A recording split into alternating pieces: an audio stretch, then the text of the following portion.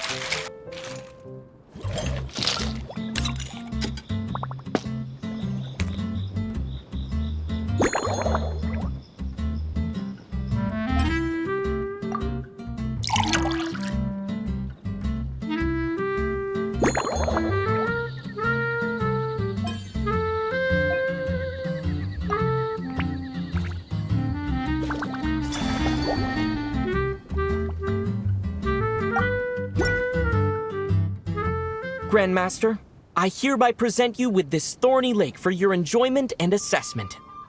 Well, the color and aroma are certainly on point.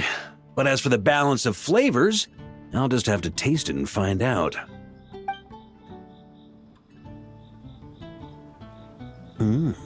Not bad. You haven't overdone or skimped on any single ingredient. Though, unfortunately, it's a little too, polite for my tastes. Perhaps I should have said modest. You followed the formula to a T, but if anything, you've played it a little too safe. Were you worried that deviating just a little might disappoint me? Hey, we fought side by side and dealt with things that even gods were loath to meddle with.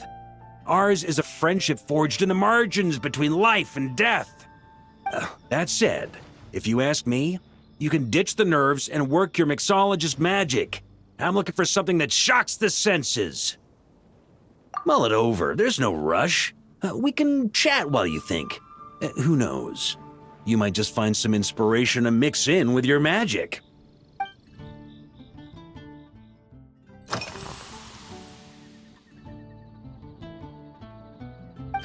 Ha! I like your style. Speaking of this garden, it brings back memories of something that happened many years ago. When I was young, I like to find ruined guards to test my fighting skills, both armed and unarmed. Once, I failed to take down a stray missile, and it ended up destroying a watchtower on the city walls. As punishment, I had to run 50 laps around the city, repair the watchtower, and help rebuild the shattered walls in this garden. Indeed, among the misadventures of my youth, this is one of the most memorable ones. Mostly because that day, Crepus saw me covered in dirt. He took 2 bottles of 100-year-old wine and sent D-Luke, who looked even younger than Mika does today, to work out a clever way to get rid of Faru, who was guarding me. It was so hot that day, I could swear I was about to pass out. On a whim, I picked some mint leaves, put them in one of the wine bottles, and the result turned out to be surprisingly tasty. After Crepus tried it too, he was full of praise. He even wrote up an official recipe for my spontaneous creation. His customers loved it. Several summers passed, and Crepus kept writing letters about giving me a share of the profits, as though I could possibly accept. Yes, good old Crepus. Faru retired years ago, but he still gives me a stern stare every time we meet. He's a stubborn one. D-Luke, who replaced him, and then Kaya, who took over later, both performed impeccably. Changing times will always belong to the youth. He should have admitted defeat long ago.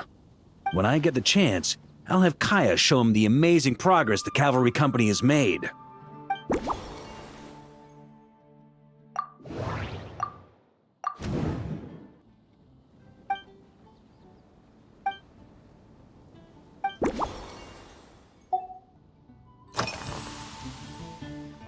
Well, let me think. I guess you could say it lacks impact. Even when following the same recipe, the techniques used to mix different ingredients can affect the taste. Sometimes, deliberately creating layers between spirits can bring out the different waves as each one hits the taste buds in sequence.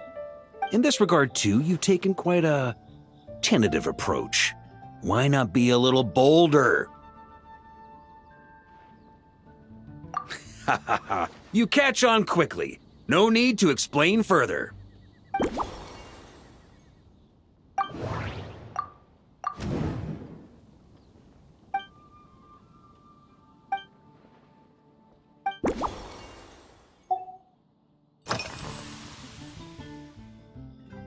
It's a treasured place that the Knights of Favonius have maintained for years, so it makes sense that it's become the go-to location for organizing such things. I heard that while the expedition was underway, you were a great help in giving those left behind the opportunity to put their energy to good use. Sometimes, I look through the photos I've been given from those events, though unfortunately, there aren't enough to include everybody. My conclusion is that Mondstadt needs to do more to popularize the camera.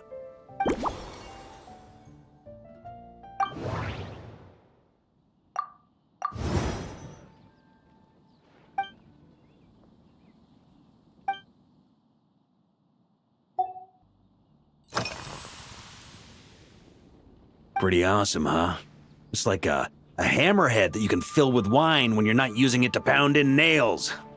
It was a gift. Hoffman came up with the idea, Charles supplied the design, Wagner helped cast it, and about 10 or so knights chipped in to pay for the materials. They've been waiting to have a good drink with me, and this is my crucial weapon to aid me in a fair duel with them all. I'm the Grand Master, after all. I've been drinking a lot longer than them. I've practiced more assiduously, and I have a bit more meat to absorb the blows. So it's only fair to my subordinates that I drink a teensy bit more per round. Wouldn't you agree? Of course, some of them have been training as long as I have, and those ones won't be getting any special treatment. Take Hazelnut 3 and Hazelnut 5, for example. Both were skilled warriors who helped me deal with Eric back in the day. But nowadays, I have them helping Jean with miscellaneous duties. At today's after-work cooldown, they insisted on trying to keep pace. In the end, they lost our game of darts and ended up passed out on the floor. I've already told Jean that I won't be approving their leave request for tomorrow, no matter what.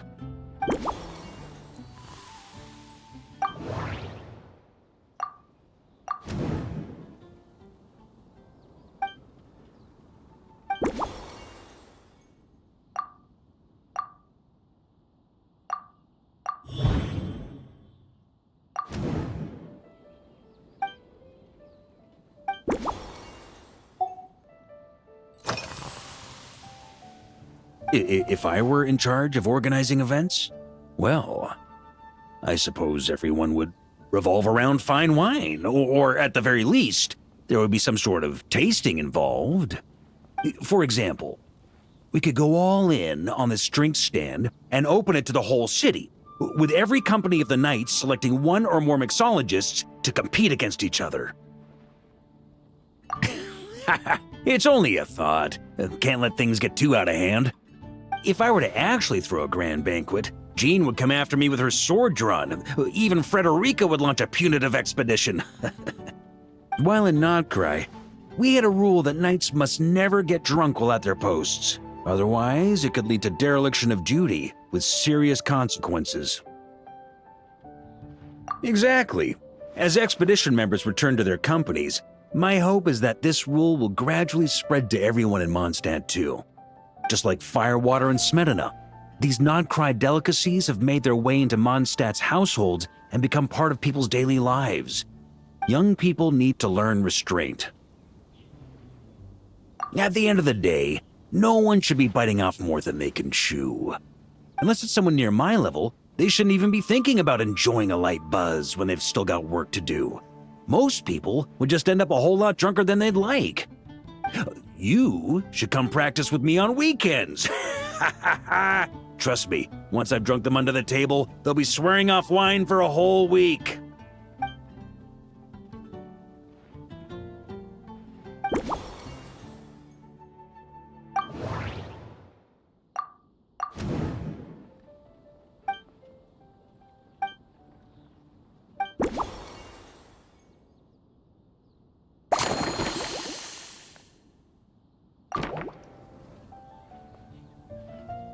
Huh? Oh, feel free. Whatever you're about to do, I've got a feeling I've hit the jackpot.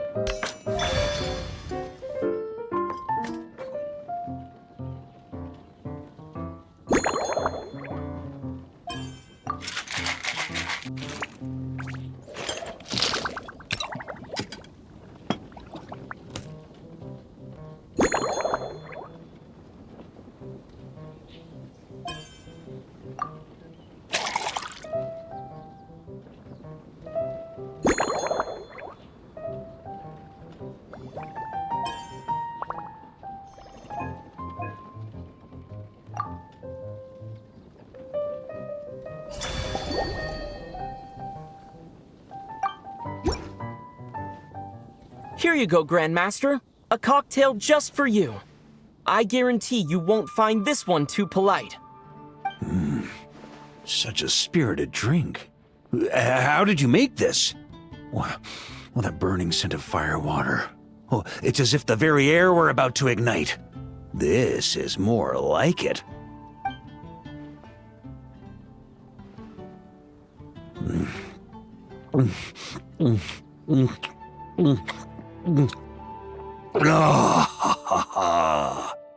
Perfection. It's clear that once you let go of your inhibitions, your talents really shine through. That first hint of mint is like a cooling feint that masks the firewater underneath. By the time the sweetness dissipates, the firewater is already slipped in behind your guard, ready to deliver a powerful strike of intense flavor. Oh, it's exactly the impact I was hoping for. That's the most ingenious part. Firewater's greatest flaw is a lack of aftertaste, but the smetana perfectly maintains the flavor at the peak of its intensity. It's hard to imagine something this good was created by a mixologist who doesn't even drink firewater. I think it has the potential to become a firm favorite in Mondstadt and Nodcry. Iron Wolf. Oh, perfect. It's elegant, yet wild. Only you could come up with such a fitting name. Oh, I have an idea. Why don't we name our Knights of Favonius' drink stand after you? Let's call it the Honorary Knights Cocktail Shack. No time to waste. I'll go have a word with Glenfiddia right away.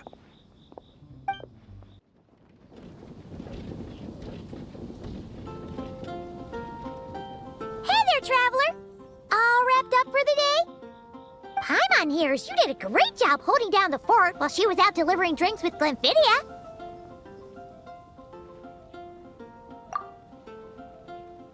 Whatever the reason, the Honorary Knight is clearly one of the most talented mixologists in Mondstadt. Considering how short a time he's been doing this, I believe that someday he has the potential to give the legendary bartender at the Cat's Tail a run for her money. I fully support your decision, Grand Master. The honorary knight has really put in the hard yards.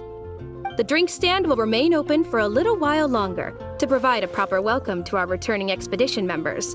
Then, once we locate suitable premises, we also plan to look at operating a permanent service. Hooray! Everyone in the Knights of Favonius will get to drink all the delicious cocktails they like! Nothing short of what I'd expect from a true disciple of Hertha. You've really considered this thoroughly, Glenfiddia. Also, if I may, honorary knight, regarding the special cocktails you've developed, would you mind leaving the recipes with us? We'd like to add them to the official menu. Paimon feels like there's something you still want to say. Let Paimon have a guess. Based on your personality, you probably want to introduce the origin of each different cocktail. That way, customers will know who inspired you to create these amazing drinks. No problem at all. If you need, I can even have someone draft the paperwork on your behalf to secure you the rights to these new recipes.